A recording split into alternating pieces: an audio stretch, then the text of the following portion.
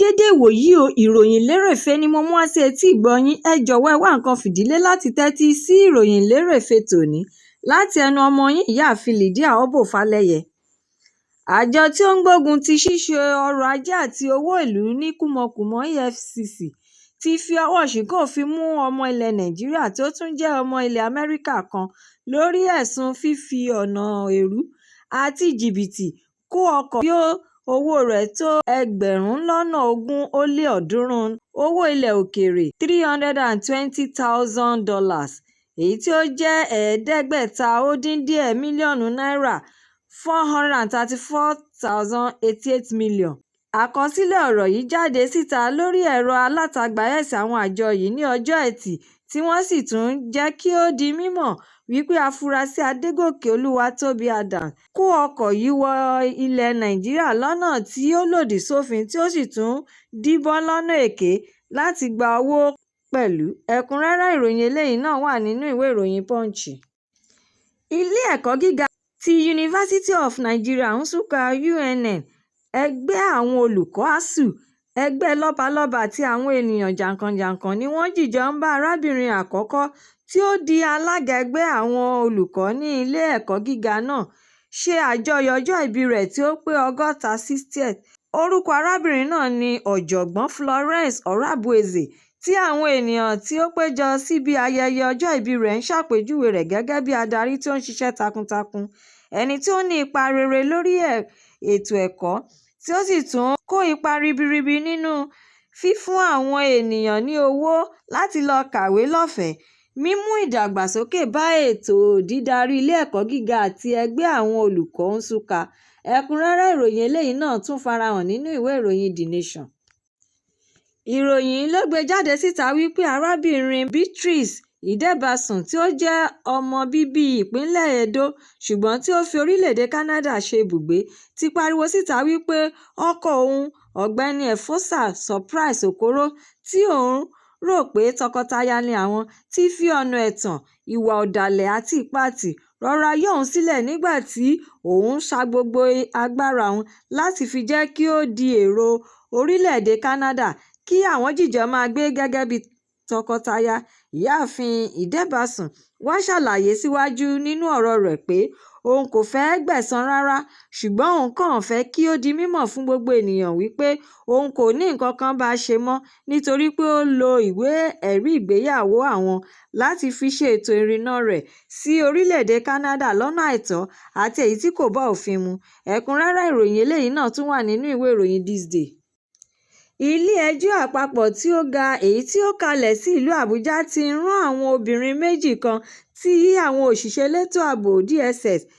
fọwọ́ ṣìnkún òfin gbé lórí ẹ̀sùn bí wọ́n ṣe gba owó tí ó dín díẹ̀ ní $490,300 lọ́wọ́ Bàtújò àti àwọn ẹ̀sùn tí ó fara pẹ́ ìwà ọ̀daràn adàlúrú agbébọn lọ sí ẹ̀wọ̀n fún 40 ọdún 40 years. Orúkọ àwọn obìnrin méjì náà ni Safiya Saliu àti Halima Abdullahi, tí wọ́n jẹ́ ìyá àti ẹ̀gbọ́n obìnrin ọ̀daràn adàlúrú agbébọn pọ́nbélé tí orúkọ òun náà ń jẹ́ Rashila Ibrahim Bàtújò, tí iléeṣẹ́ elétò ààbò ilẹ̀ Nàìjíríà pa ní ọjọ́ 10 oṣù kẹfà June 10 ọdún 2026 nígbà tí àwọn òṣìṣẹ́ elétò ààbò ń ṣiṣẹ́ nínú igbó tí ó súnmọ́ Ìlúkè ti ìjọba ìbílẹ̀ Kaba Bunu, agbègbè ìpínlẹ̀ Kogi. Ẹ̀kúnrẹ́rẹ́ ìròyìn eléyìí náà tún wà nínú ìwé ìròyìn The Guardian. Àwọn àgbẹ̀ kòkó àti ti ọ̀gẹ̀dẹ̀ ti ilẹ̀ Nàìjíríà CPFAN ti ké sí ìjọba ní gbogbo ẹ̀ka láti dá àwọn òṣìṣẹ́ olùṣọ́gbó sí gbogbo ìlú agbègbè tí àwọn àgbẹ̀ ti ń dáko láti fi pèsè oúnjẹ yanturu fún orílẹ̀-èdè yìí. Wọ́n ṣe ìkéde yìí níbi ìpàdé àṣepapọ̀ ti ẹgbẹ́ CPFAN àti ti Green World Natural Solutions èyí tí wọ́n gbé kalẹ̀ láti fi ṣe ìdánilẹ́kọ̀ọ́ fún àwọn ẹgbẹ́ lórí lílo ohun èlò àgbẹ̀ àti ẹ̀rọ ìgbàlódé fún ṣíṣe iṣẹ́ àgbẹ̀ lọ́nà ìgbàlódé. Ẹ̀kúnrẹ́rẹ́ ìròyìn eléyìí náà tún farahàn nínú ìwé ìròyìn Daily Trust.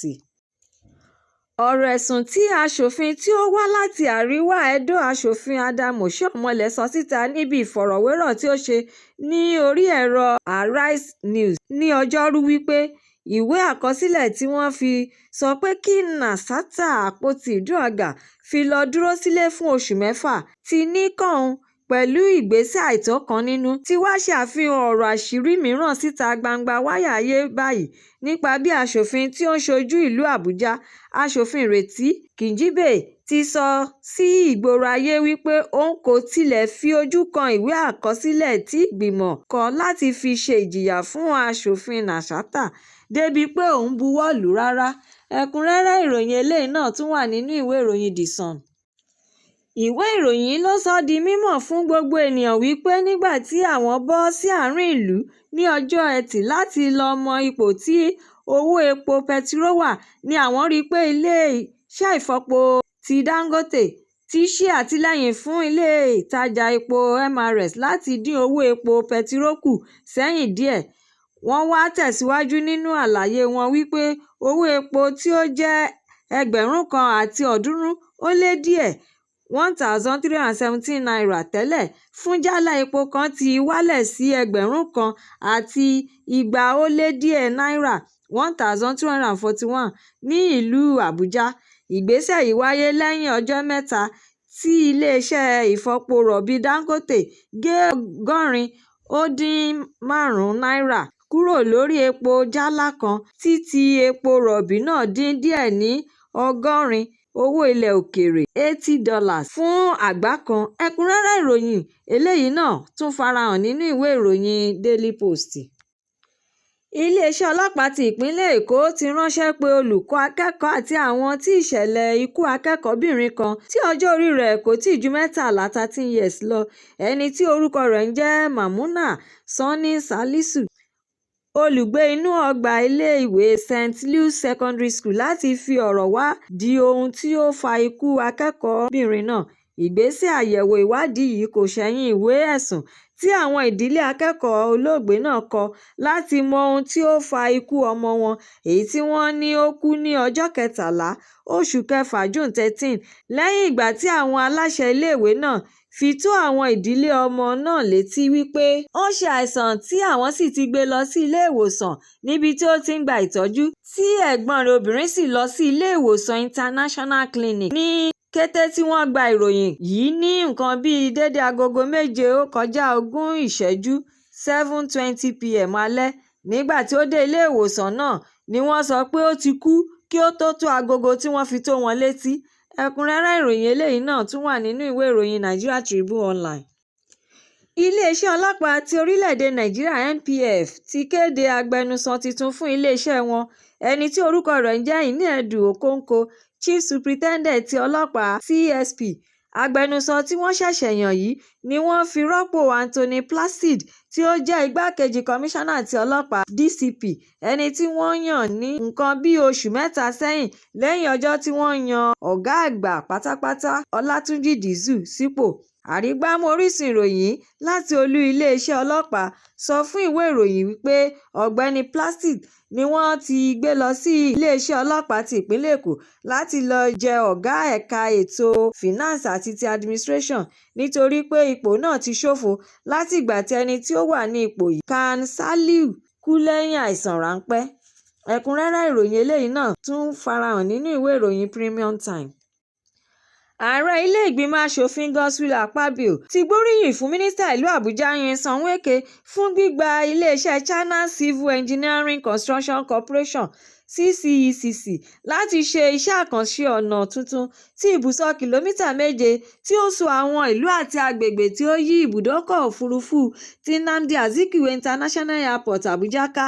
Akpabio ṣe ìgbóríyìn níbi ayẹyẹ ṣíṣí iṣẹ́ àkànṣe ọ̀nà tí ó bẹ̀rẹ̀ láti Bill Clinton Drive sí Tunga Madaki pẹ̀lú afárá 4 nígbà tí ó lọ ṣojú ààrẹ Bọ́lá Ahmed Tinubu. Ẹ̀kúnrẹ́rẹ́ ìròyìn eléyìí náà tún wà nínú ìwé ìròyìn Leadership. Ìròyìn lérèfé tòní kò ní jù báyìí lọ. Ẹ ṣé tí ẹ̀ ń tẹ́tí gbọ́ mi ní gbogbo ìgbà. A tún máa pàdé lọ́jọ́ mìíràn láṣẹ Èdùmàrè fún àkọ́tún ìròyìn lérèfé mìíràn.